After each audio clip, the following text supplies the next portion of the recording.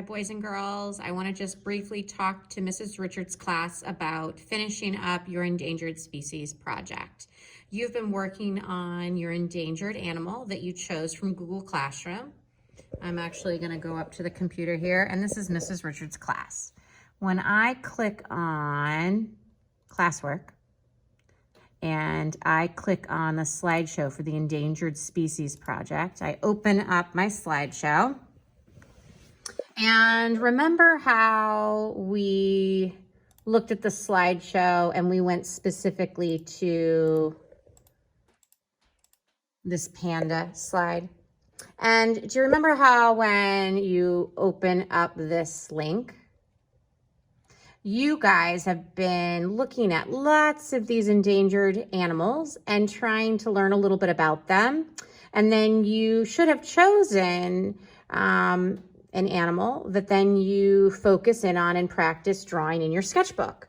You learned strategies on how to draw these different animals by using simple shapes. And I guided you through with my penguin drawing how to break up your animal into basic shapes so that you could get your rough draft completed. All right, so you should have your rough draft now put onto a final piece of paper. All right, this is my final drawing. And you've transferred your ideas with your animal or your creature. And then you have to start coloring, right? And so as you can see within my drawing, I have lots of bold colors. I'm mixing and blending. I'm using the pressure of my crayon to press really hard down on some of the drawing to really make my colors bold and bright. Once I'm finished coloring the animal, I've also got to think about what's the background going to look like. Now, how do we figure out our background? Well, we need to put our endangered animal in its habitat.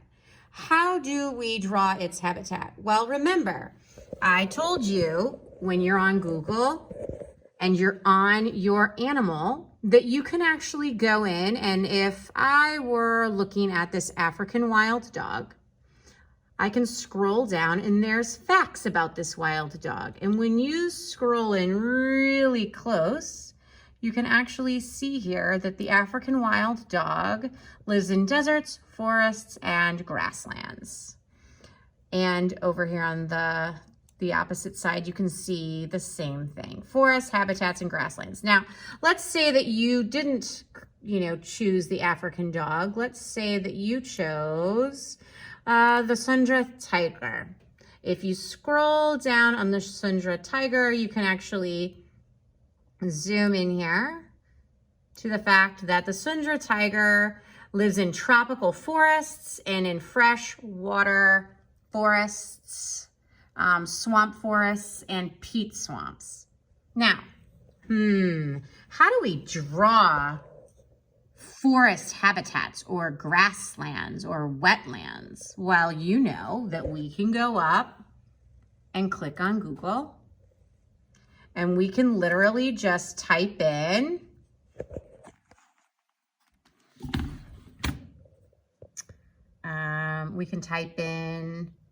simple drawings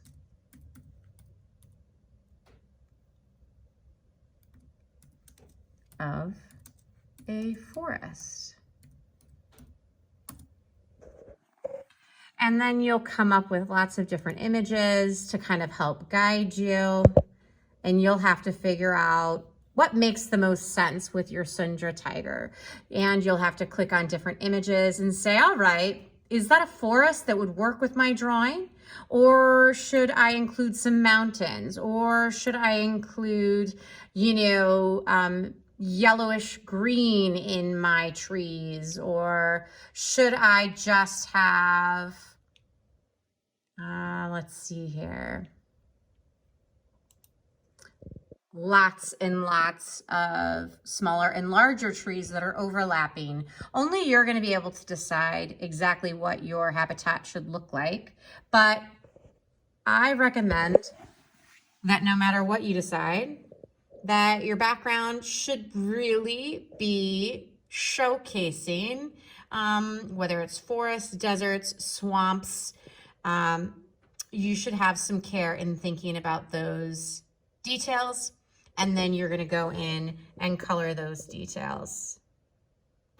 I think you should have a lot of fun. I think that we've been working on this project long enough that you should have a really good sense of what to do.